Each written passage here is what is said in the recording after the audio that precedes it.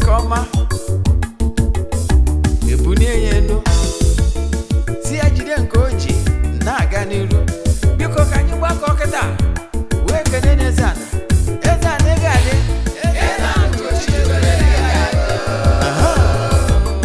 Eze-Ana ugochitubelu nwoke ọma na oraifite ị ga-adị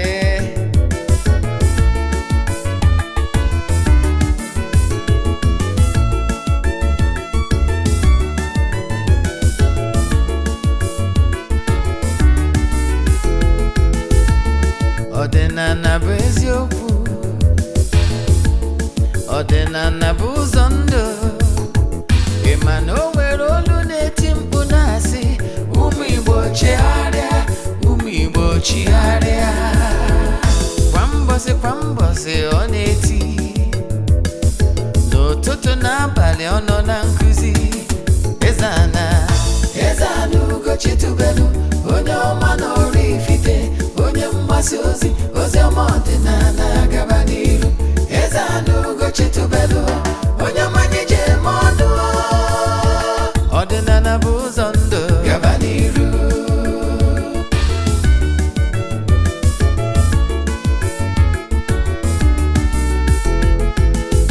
Eze-Ana ugochitubelu onye ọma na oraifite onye mgbasa ozi ọma ọdịnala gaba n'iru Eze-Ana ugochitubelu onye mmanya ji eme ọnụ ọdịnala bụ ụzọ ndụ gaba n'iru Eze-Ana ga-adị ugochitubelu ga-adị ugochitubelu tempụl ọ ya adị maka na eziokwu anwa chacha ndị ụka erigo anyị front and back ndị oche eri anyị front and back fadi asị kala aka ghọrị ụmụ Igbo si anyị rapụ nke anyị na nke fe ka mma bulu Baịbụl bịa akwụkwọ akụkọ mepekwa chọọchị fa okwu n'ụka bịakwa ụtụtụ ọma na ụmụ ọdịnala Igbo anyị abịakwanụ n'oge awa nke eziokwu oge anyị ji wee na-awa eziokwu niile agba nke ọ bụ mụ nwa bụ Ogbuefi Eze-Ana ugochitubelu na oraifite na-anọ n'isi oche maka ndị ọ bụ taa bụ izizi ha na-afụ m na social media platforms ma ọ bụ n'eziokwu TV plus kpọọ m Ogbuefi Eze-Ana ugochitubelu na oraifite abụ m onye isi nchụaja na ugochitubelu ọdịnala temple anyị na-agba afa miri emi n'ụkwazi ọrụ mmụọ dị iche iche abụkwazi m onye isi nchụaja na ọdịnala Restoration Evangelical Mission bụrụkwazi onye mgbasa ozi ọdịnala Igbo so you can call me an ọdịnala evangelist. I will answer. My mission is to help people live better life. N'ụbọchị taa n'oge awa nke eziokwu isiokwu anyị ji bịa ọ gbara ọkpụrụkpụ isiokwu anyị ji bịa taata bụ more you should know about dreams part 2. Yes, ihe ị ga-ama gbasalụ nlọ agba nke abụọ ya mana bifo anyị gaba n'iru ọkwa dị mkpa echefuna na aja anyị na-achụ kwa ọnwa nke ọnwa Jun na-aga n'iru iwegara ike ịkasonye na ya bụ aja. Yes, ndị mmadụ ka na-ebu uku ya aja anyị na-achụ ofu ọnwa ihe abụ aja mbụ n'elu aja ịpụta ihe aja esigoro na ya bụ n'imirikiti elu mana anyị anaghị eshi oyihu ọrụ ma ọ bụ testimony na social media. You know why? ọ bụrụ ihe anyị ji maka ya bịa ọ dịrọ necessary mana I can tell you na ike dị na aja a na-achụ n'igwe maka na igwe bụ ike. Kedu ihe anyị na-eme? Anyị na-ewere ya 3 prayer request debe n'altar na-achụ aja na-aga ọfọ na-ekwubi okwu n'isi uganye na ọnwa agwụ n'isi ụtụtụ a ejego ori m na temple jee chụọ aja gaa ọfọ kwubi okwu n'isi ndị niile sonyere anyị all over the globe. Anyị kwukwara na mmadụ nwere ike isonyere anyị site n'ebe ọbụla all over the world. Ọhịa anyị kwuru mmadụ nwere ike isonyere anyị n'ebe ọbụla ị nọ na nsọtụ ụwa dum. Distance abụrụ ịbarị a n'ọlụ mmụọ anyị na-alụ maọbụ na afọ anyị na-agba n'ugochitubelu na temple. Ihe ọzọ ka m chọrọ ka m kọwara gị bụ na ọ bụrụ na ị chọrọ isonye na aja ihe ị ga-eme bụ forward ya 3 prayer requests then mee token donation to the account number. Ịchaatị m na WhatsApp agwazie gị other details I need for you in order to book you. Then nke ọzọ m chọrọ ka m kọwara gị bụ na ihe ya ama gbasara ya bụ aja a na-achụ n'igwe. Anyị na-ewere ya 3 prayer requests debe n'altar na-achụ aja na-aga ọfọ na-ekwubi okwu n'isi gị ganye na ọnwa agwụ ụbọchị ikpeazụ ụbọchị anyị ga-achịkọta ya echefuna na ọsọ ndị sonye na ya bụ aja ga-enweta ihe onyonyo nchịkọta ya. Anyị ga-eje na mmiri goro ihe ọnụ na-eri n'afa mmadụ dum jee chụọ aja n'afa ndị niile sonyere na ya bụ aja ka ọnwa anwa. Then anyị gbagọtazie na temple chụọ aja to entities of powers n'afa mmadụ dum. Then anyị jekwazie n'ebe nchụaja, then gbuo ebu mesara aka n'afa mmadụ dum. I can tell you ike dị na aja na Chineke nwanne chụọ aja maka na aja karịrị ọgwụ. Yes, aja bụ ihe eji erite uru n'aka ụmụ. Yes, ọ bụrụ na ị chọrọ isonye na aja ma ọ bụ na o nwere ajụjụ ị nwere na nkụzi anyị je ka ịnụta. Yes, chaatị m na WhatsApp 0805 7837 672. I repeat 0805 7837 672 ma ọ kwado 0813 82 43 871. I repeat 0813 82 43 871. Then ka anyị gabazie n'ihu na nkụzi anyị ji maka ya wee bịa. Yes, dịka esi wee malụ ka ị na-anụ onu ma na-emetụ aka na share button na-agwa ndị mmadụ gbasara our administration na Eziokwu TV Plus, na-agwakwazi ndị mmadụ about our administration na social media platforms. Ka ị na-anụ onu a na-emetụ aka na share button, I can tell you na enwere ihe ozi a ji ada n'ụbọchị taa ka ị were. Ozi a na-ada taa bụ to liberate you, because what you don't know is a mystery to you and not to all. O nwere ebe Jizọs na-ekwu okwu na Bible sị na-emego ka unu dị ọcha site n'okwu nke unu nụrụ. So by the power of spoken words, by the power of this lecture, ị ga-adị liberated. A ga-eme ka ị bụrụ onye nwere onwe gị n'aha Chukwu Okike nke pụrụ ime ihe na onye ike ile si n'aka ya bịa. Ihe nwere ike imede ebele m bụ ịgwa ndị mmadụ gbasara administration anyị na imetụ aka na share button na ọ bụrụ na ị na-esonye anyị na social media platforms. Gwagezie ntị ka ịmụta ihe ga-enyere gị aka for good. Mma like ị digress a little bit to nkụzi a part 1 agba nke mbụ ya, maka na amanya na mmata na o nwere ọtụtụ n'ime ụlọ ndị anụbụrụ part 1. So therefore anyị ga-digress a little ka ị wee nwee ike sonye. Ihe o ji abụ na-akụzi nkụzi anụmanụ were ihe ma wee na-amara gị atụ bụ na amatara na o nwere ndị na-esonyere anyị na our administration nkụzi anyị na-akụzi, mana mmadụ niile anọ na the same level spiritual wise. Anyị ma na o nwere ndị ka nọ na kindergarten level, ndị nta akara. Anyị ka mana o nwere ndị nọ na nursery, anyị ma na o nwere ndị nọ na primary level spiritually. Anyị makwazi na enwere ndị nọ na secondary school, nwekwazi ndị nọ na mahadum, ndị maara ihe dum. Mana however anyị alaghị ka anyị tinye etu onye ọbụla ga-esi carry it along. Now anyị wee kwuo gịnị bụ nlọ bụ dream. Anyị wee kwuo kere ihe kpatara mmadụ ji alụ nlọ. Anyị wee kọwaa ya na nkọwa anyị kọwaburu mgbe wee sị gị na mmadụ nwere ụzọ mmadụ dị ịbụa, the spiritual you and the physical you. Yes, the physical you comprise, that is ihe bụ mmadụ comprise 3 components, and all 3 components ya ka ụfọdụ kpọrọ Trinity. You ya? The spirit, the soul, that is the mind, and the body. So mana your spiritual you can go on your spiritual you and your physical you. Can they like use some simple terms so you have for it? When I kuna, that's your spiritual you, both the spirit and the mind radiation is like a magnetic radiation. The same way the body radiates magnetic radiation. All that because of that body magnetic radiation. Na many nwere ike iweta mmadụ iweta ofurum kpọrọ mmadụ 50 kpọnye na that room. Ị ga-afụ na obere oge heat emewe dị ya. Ihe because of na the body na radiate. Mana ọ bụrụ ofu onye na anya bụrụ heat ama eme. Na-ege ntị.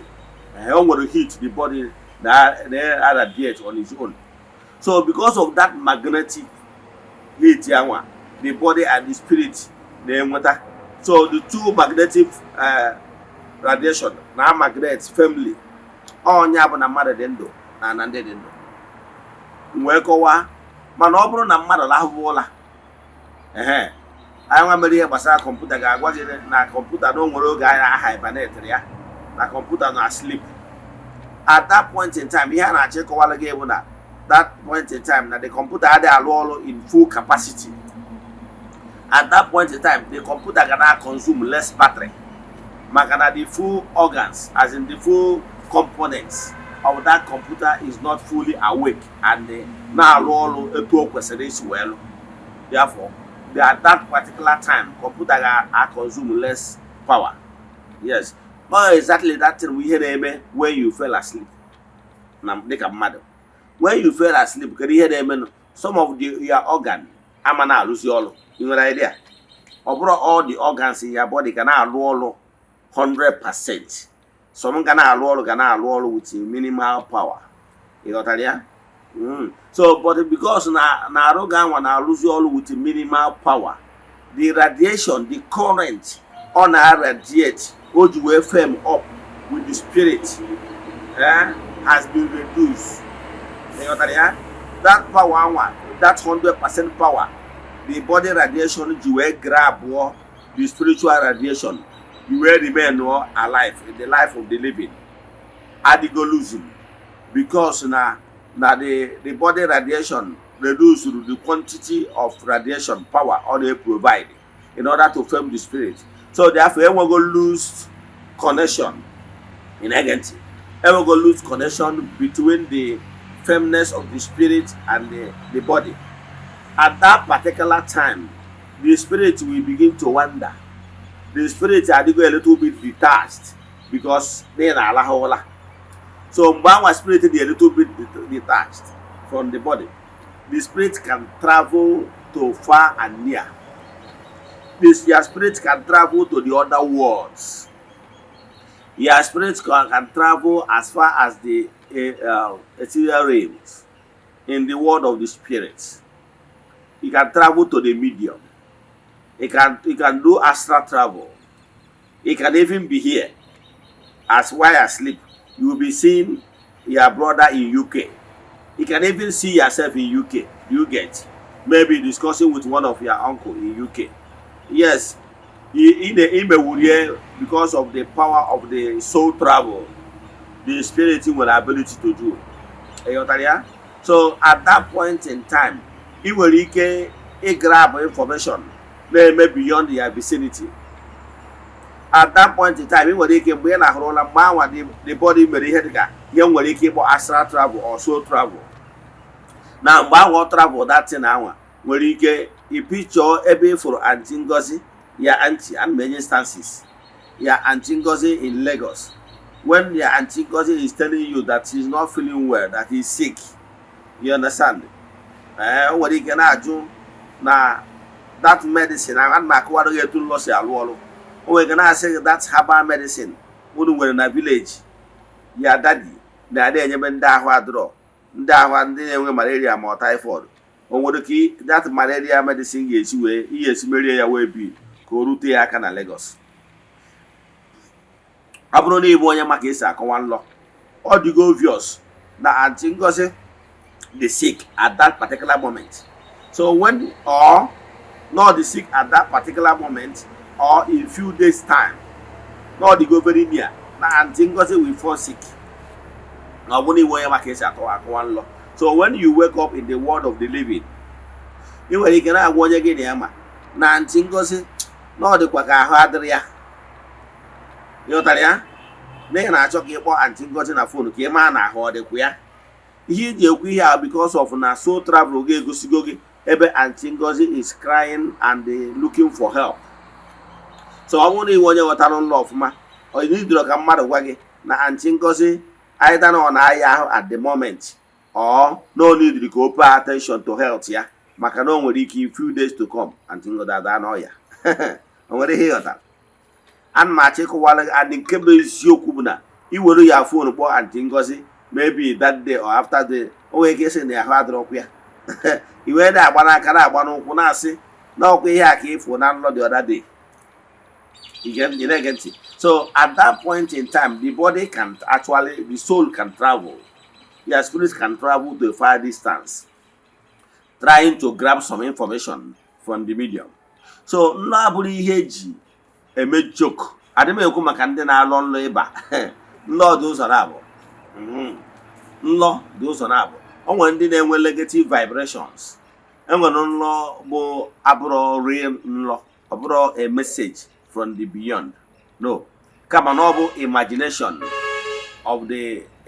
of the brain. Yes. Imagination of the frontal brain. In what you think. Enwere ike ọ bụrụ na ihe ibu n'obi. Ịghọtara ya? O nwere ike ọ bụrụ na ibu n'obi na ichelu maka ya friend. Ihe enyi nwoke ma ọ bụ enyi nwaanyị. Chechaa ya n'obi ya ka ibu n'obi wee lakpuo ụra. Ị na-akpụzi ụra some funny display. A na-apụta na ndị nwere ike na-elote ebe gị na enyi gị friend gị nwoke ma nwaanyị nọ na-amụrụ ya ma na-azụrụ draft ma ọ na-azụrụ ludo. Ihe ahụ because of ihe ibie n'obi wee lakpuo ụra. Nke a abụrụ ya ka m na-ekwu maka ya. Ana m achọ ịgwa real soul travel.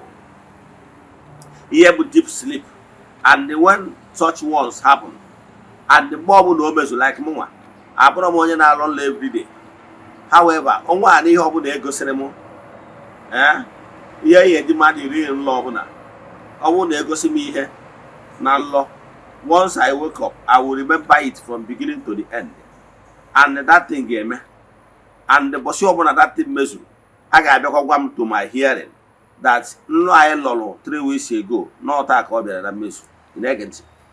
So nlọ abụrụ childish play unless na ịbụ onye na-efili ya mind with garbages. Ịghọtara ya? Ị nwere ike ịbụrụ onye aghọtara ka mmadụ si akwado onwe before ọ lakpuo ụra, ma ọ bụ ka mmadụ ga-esi avoid ya, either fill your mind with unnecessary things, garbages. So some of those things in fill your mind nwere ike ịbụrụ nwa okorobịa, ịbụrụ onye na-enene pornography, na-enene ụmụ all those nude pictures and whatever. You are filling your inner mind with garbages. And believe in me, those things can start playing in your dream. Yes, so put them in your dream. If you don't get lost, if you don't have access and unlock, here abụrụ onye na-abụ dream. Ihe abụ ihe ifidiri, because our mind is like photocopier machine. Na-ege ntị.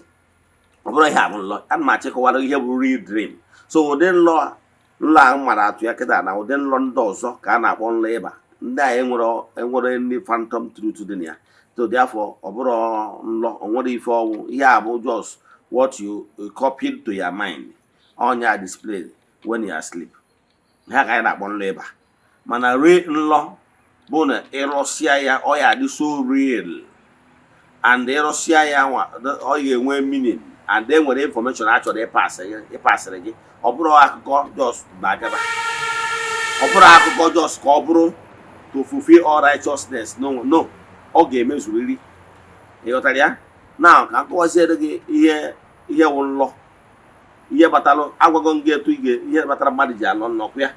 Gwa gị etu ahụ si the soul, the spirit si detach from the body in order for the spirit to wander in the wonder world and be able to gather some information and pass it to you.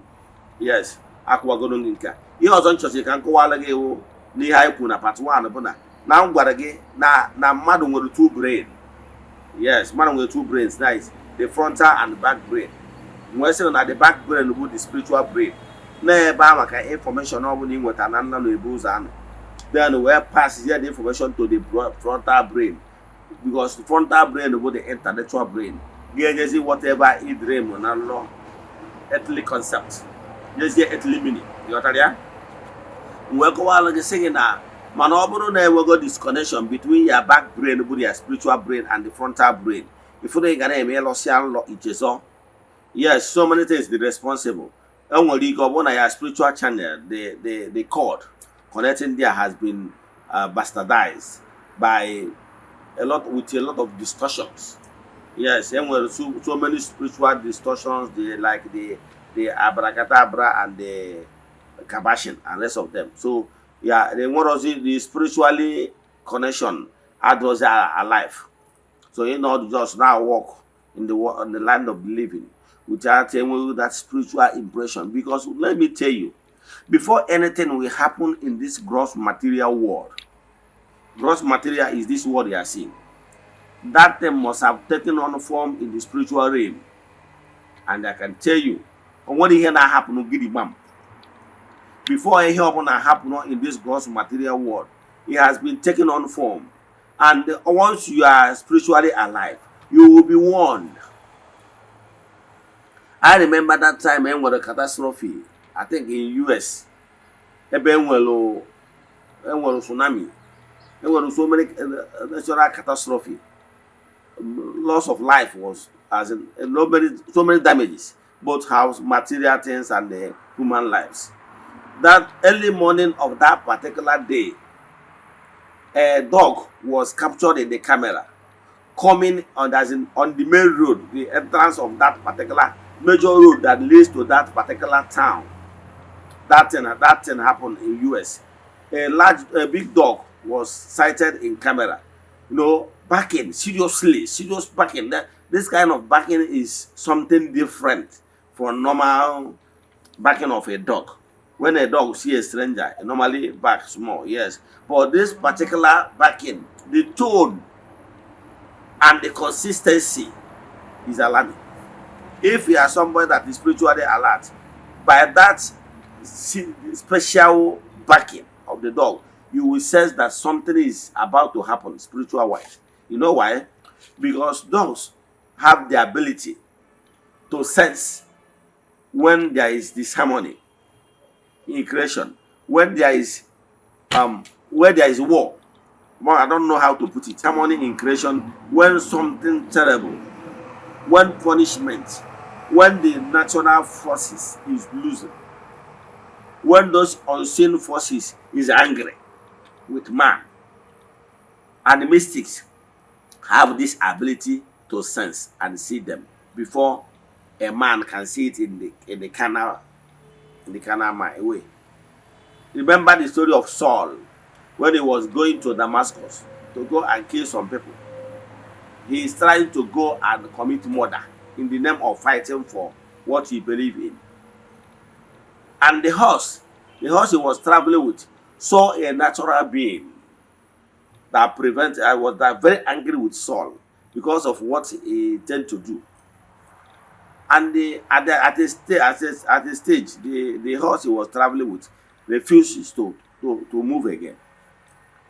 So, out of anger from Saul began to beat that horse mercilessly. That's what really angered the natural being, to cast a spell on him that forced him to be blind temporarily. Are you getting it? So what I can tell you is that why you are facing some challenges here on earth is because you are not paying attention to warnings. Before there will be a catastrophe on anywhere, there must be previous warning.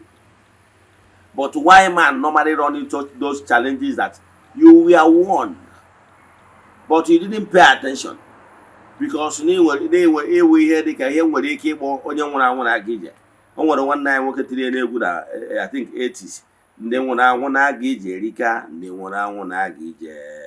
Ihe ọ na-akọwa ebe a bụ na somebody can actually as in dead spiritually, mana ọ ka dịkwa ndụ in the land of the living, because when you are no longer perceiving anything or any warning from the spiritual, it wants any connection for more.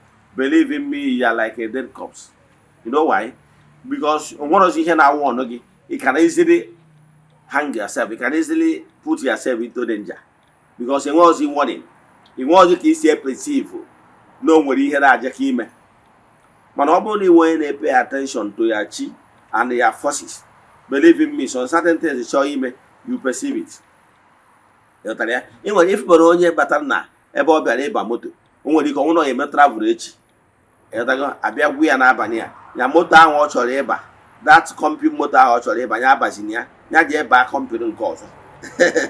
Mmakpọ company afa. O nwere ike behold, o nwere ike pay attention to that ozi a abịazie, je ba moto nke ọfụ nke bụ agwara ya na nlọ ya ji ebe. Ọ pụtazie echi a na-eme travel fụ company ahụ ọ kara ịba moto ha ka moto ha nwere accident. Enwere ihe na-alata.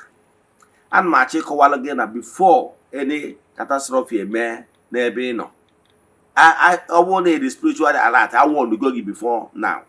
Man on pay attention. So now law bo a medium. Mmụọ ji na-awọ ọnụ ndị mmadụ. Mana ịmadụ goro ihe dị na warning. Yes. Onye a na-achi warning bụ ọ bụrụ na o pay attention nke echiri echi.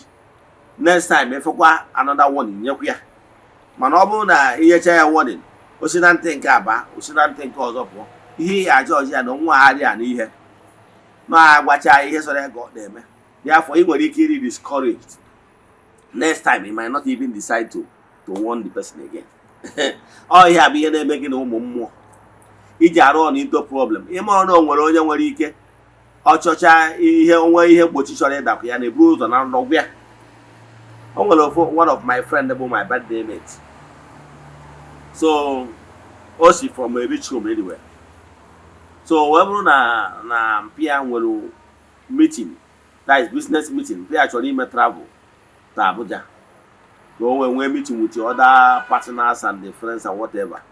So, but before then, this my friend were gift. It's my birthday mate. Were gift. Well, for law, some days before that time, Pia game travel. Forever Pia Jernyabo meeting, and eventually, none our friends and all the recon uncle. Well, forever you're Pia poison. You know that? And for the fact that the family Muya as a prophet, the family Muya Maran and Loya brought jokes. So you meru o Jegua parents and the Queen Yalo, Makatravora, daddy in achievement. Do you know what happened? The dad cancelled the trip. Makanoma and we had a joke. Is either no made that travel, and when they go see as a poison, or when they go lose a bang or brew the neighborhood mad. You know that? I may set up in Buria. More can never recover you lose Rundia. My name will keep because you go see na dream a baby the poison. That I hope that now poison apple a good thing when you see yourself being poisoned in dream. So get a na check over. Here na check over again. Abro need pay attention to your dreams. Believe in me. Sometimes you will not run into problems because whatever that must have happened to you, unable to take it on form in the spiritual realm. On your case, you will say, pray with your season. On your but I did cook you more than an evil. But I go for I got you off, I joke. Say now, we see here now go Boruzo. No quiet, Poyama. No good I am an eye, the China, Macanoko, Pachana, Joffa, Manabonium, oh, good casual. So I know many ways that you will joke. Oguni and da durable. When I cancel any negative vibrations. So Korean Nekumakia. Ian Nekumakia and long the rail. Yes. Mana ever so many things say where you keep me, Kayan law na de pure. And the key when we cannot connect it, logging more than a loss anabon law. Ekurumu then will have a bon labor. But unlabor na-abịa as because of na gị nwa onwe gị na-arụ dị nlọ eti drop prepare ịghọtara how things work. Nke mbụ before ị na-akpụ ụla enwere something ị kwesịrị ime ịda na-eburu those negative things imaginations gị yes ibu mgbe ị mụ anya buru ya wee gaa to bed o nwere ike imecha play ebe ịghọtara ya onwe ike pụja play ebe ọ bụrụ ihe a bụrụ Lord ihe a bụrụ dream and ihe ejimakwa na ọ bụrụ dream bụ na ụdị ihe a dara eme maka na ọjọọ si ya imagination. Yes, because I want to get the mind the photocopier machine. You can photocopy whatever you imagine and replay it back to you when you are asleep. Man, here bon law real soul travel. Yes, real soul travel where your mind they travel to a distant world in the medium, in the world of the spirits to get information. Well, wagi ihe jaki meniru, mo wagi why you for ihe jime, and they have mecha or wagi. Na ihe ya na-egosi gị na nlọ ga-eme na oterosikwa aka na o nwere ike within 1 week na ọ ga-eme and ọrụ oge ahụ mee ihe a ka na-akpọ dream ka mmakwalụ gị atụ ọ bụrụ ụnụ ma akụkọ gbasara Joseph the dreamer Joseph anwa bụ onye na-akọwa nlọ o nwere ndị nwere ability ịlọ nlọ kọwaa ya. Yes, because of na enwere real connection between the back brain and the frontal brain. Ịlọ ezefuna na Pharaoh, ya na-akpọ Pharaoh, oge ahụ the world empire, because that this civilization started in Africa. The first world power of Pharaoh in Egypt. So ebe isi now that Pharaoh ahụ na-agwa gị wee lụọ nlọ ebe ọ fụrụ ehi asaa wee gbaa abụba, ahụ dị ha mma ọfụma. Ehi asaa gacha ya wee fụzie ehi asaa ọzọ tara ahụ dịka kwọchi ọkụ ji ha. O wee sị mba na ihe a bụ ihe ngosi ga-egosi ya bụ onye eze. O wee jụwa ndị obodo esi ya na onye ọbụla ga-akọwa ya nlọ a na ya ga-eme onye anwa nnukwu mmadụ na onye anwa ọ bụ usoro ọchịchị n'obodo ya. Etu a ka otu wee kpọọ ndị mmadụ ndị ọka na onwe onye kọwatawuru ya, maka na ihe a gbara aka ejiri na-enye ọ bụrụ na akọwatarala ya mana akọwatara ya. Ofu onye wee sị ya na Joseph nọ na mkpọrọ wee sị je eze na ama m ofu onye na aha ya bụ Joseph si je kpọọ ya na ọ ya akọwa nla. Joseph wee bịa wee sị eze na ihe nya m nlọ minuru bụ na afọ 7 na-abịa n'iru na a ga-enwe abundance, a ga-enwe ihe oriri ihe ọṅụṅụ n'obodo a, mana afọ 7 gacha na afọ 7 nke ọzọ ga-etu ya na a ga-enwe ihe ọṅụṅụ na agụụ ga-adị na ụgani ga-adị na ndị mmadụ ga-eji eze wee kpee ekpere. And etu a ka o si wee mee Pharaoh wee mee ihe ọ bụrụ second in command wee chiwe bunye n'ọkwa dị elu. Ihe na-achọ ịkọwara gị bụ na law bụ ability to extract what is happening in the spiritual realm. Dịka nsi gwa gị na ihe ọbụla ga-eme in this gross material na able to take on form in spiritual realm. Ọnya ka eji si gị kpee ekpere, nya ka eji si gị gụọ ọfọ, nya ka eji si gị kwubi okwu, nya ka eji si gị mee ihe ị kwesịrị ime ka ihe ahụ e kwuru na mmụọ ghara ịpụta ihe. Kedu maka eze Hezekiah a kwuru amụma agwara Daniel si je egwu ya na ọ ga-anwụ maka ụlọ step on toes. Ekwughị in the spiritual realm na ọ ga-anwụ, mana ọ bịara wee mgbe ọ nụrụ onu a o wee gbuo ikpere na yipụ uwe o ji bụrụ onye eze, na-agba mkpe, na-atụ arịrị, na-achụ aja, na-eme ihe gosiri na ya na o wutere ya. Ewee sịkwa onye amụma ya jekwazi egwu ya maka ihi na o weturu onwe ya na wee gbaa mbe na ya enyekwu ya more 15 years. O nwere ihe na-aghọta.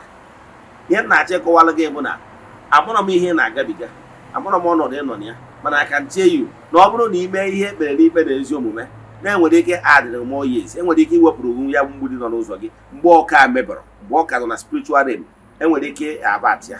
Ị na-ege ntị? Ihe na-achọ ịkọwara gị na nlọ dị real kama akọwagoro gị na onwere ndị na-alụ nlọ ịba. Ọ dị ndị na-eto a nwere ike ịsị gị na nlọ ọbụ phantom, ha nwere ike ịsị gị na nlọ ọbụ nke ma ọ bụ nke maka na nlọ ya bụ nlọ ịba, maka na etu o si kwado. Whenever you want to go to sleep, forget about all your transactions and your imagination during the daytime. Think about what is noble. Think about what is spiritual. Ọ ga-enyere ya spirit aka ịgbago when you detach yourself, when the spirit begins to travel. Ka bụ ofu maka ebe onye dị, ebe obi onye dị ka mmụọ ya na-aga. Ka bụ so iche ihe gbasara mmụọ, ihe mmụọ ka ị ga-afụ na ya dreams. Then nke ọzọ si egbu o nwere ndị onye jụrụ m ajụjụ nwanne nya asị m na o nwere ihe a na-afụ na nlọkiri ihe o mere. Nsị a gịnị dị ha nwa. Ọ sị m na ya fụrụ her late father na nne ya nwụrụ many years ago, about 4-5 years ago. O wee sị m mana na nlọ ya lọrọ na ya lọrọ nlọ ebe ya fụrụ mpịa na nlọ mpịa na-ayụ ya na-asị ya na agụụ na-agụ ya. Ọ na-asị m kere ihe ya bụ ihe mere. Wee kọwara ihe very simple.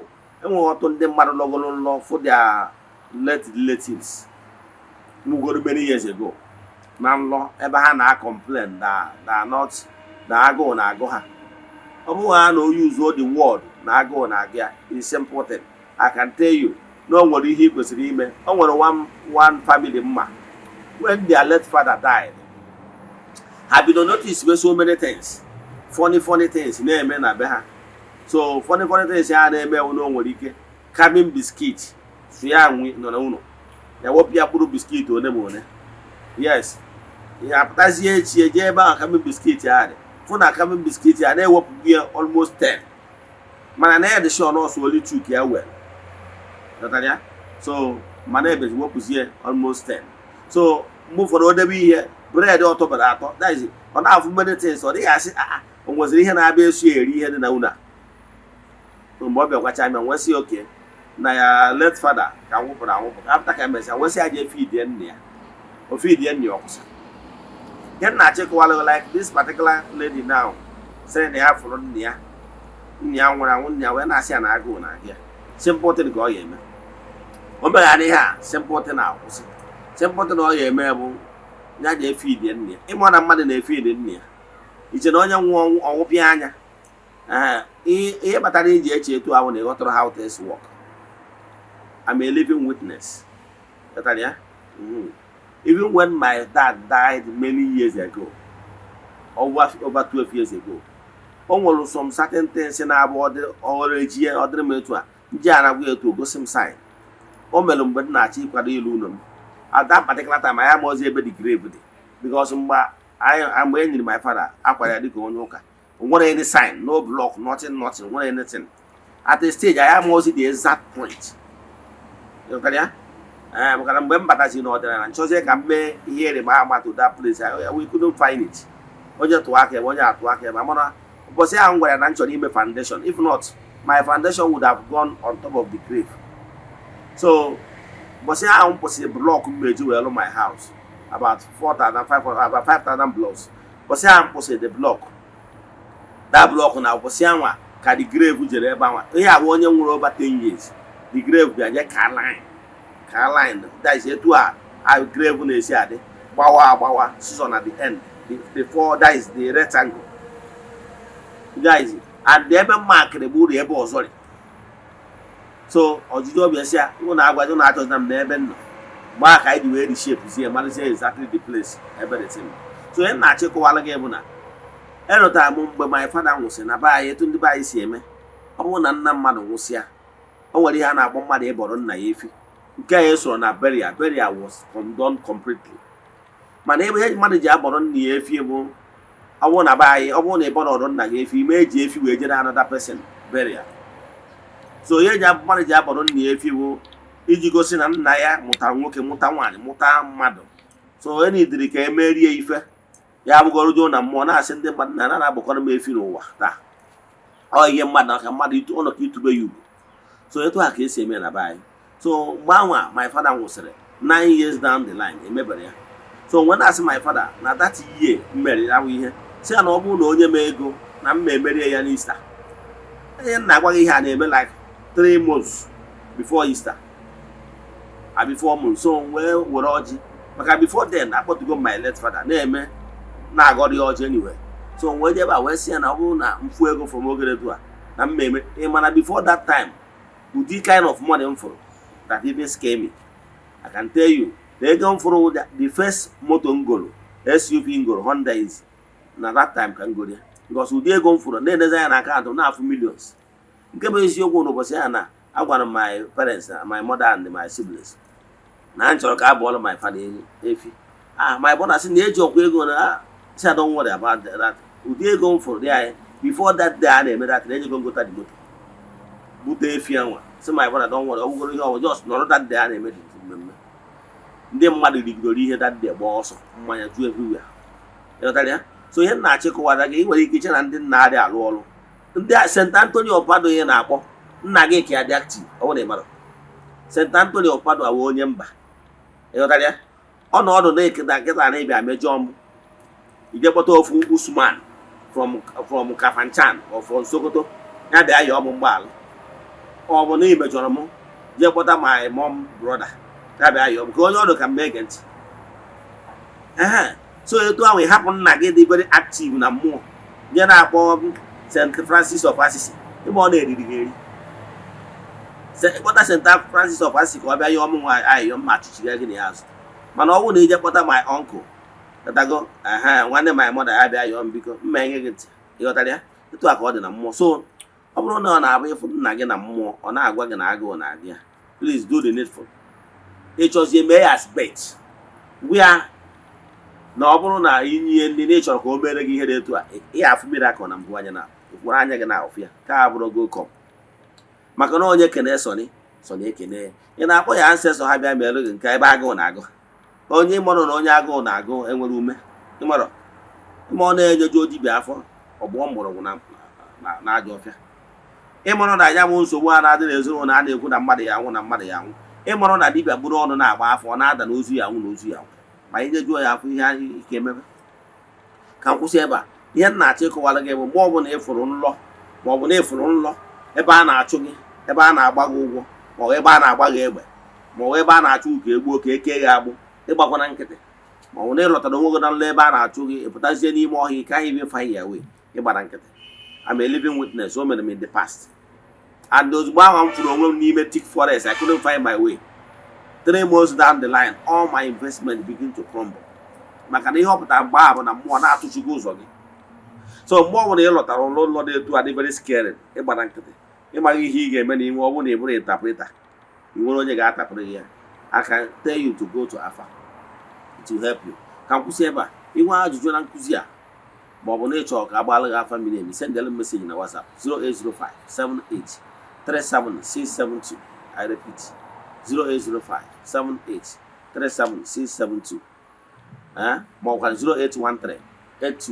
08138243871. I repeat 08138243871. Ka ọ dịkwa echi niile n'oge awa nke eziokwu. A sị m na ọ bụrụ na ọnwa egburu oji eji wee chụ aja, emechaa na ọ ya ekwu ome. Udo dịrị unu.